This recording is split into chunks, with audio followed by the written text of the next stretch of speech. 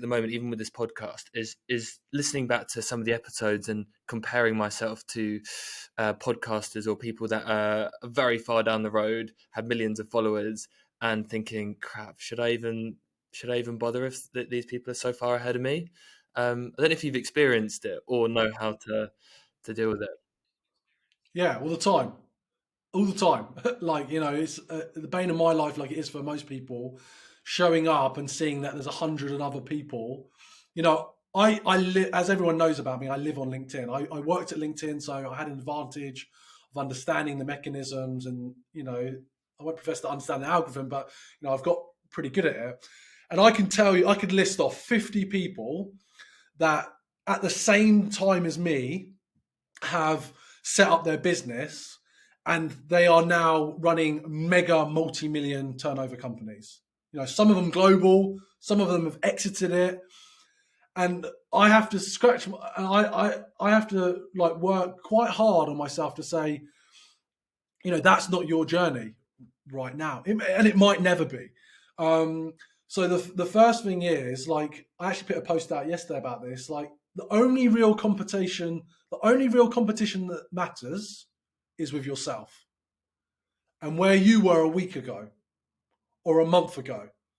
I mean, before you now have a podcast. I mean, you didn't have a podcast. When did you set this up?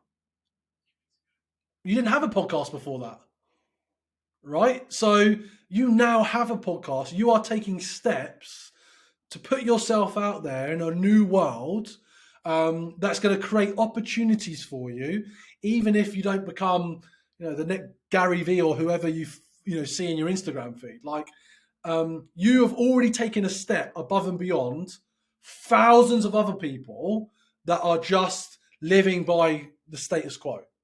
So you're always able to take stock in time and reflect on your own personal journey and where you've been. So for me, the fact is, like, I have a mental illness. I live with it. I've been in hospitals. I've been told that I can't achieve what I'm setting out to achieve. I ran an events business for a pandemic. There's nothing. There are things worse, but that's pretty terrible.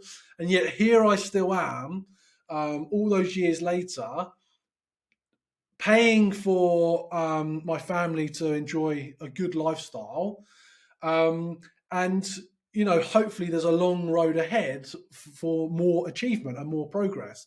But the reality is, like, you always want more. So unless you can kind of experience gratitude for where you've got to in this moment, like, you could become a megastar, and you're still going to struggle with that if you don't learn to follow the journey and say, oh, okay, this is where I've got to now.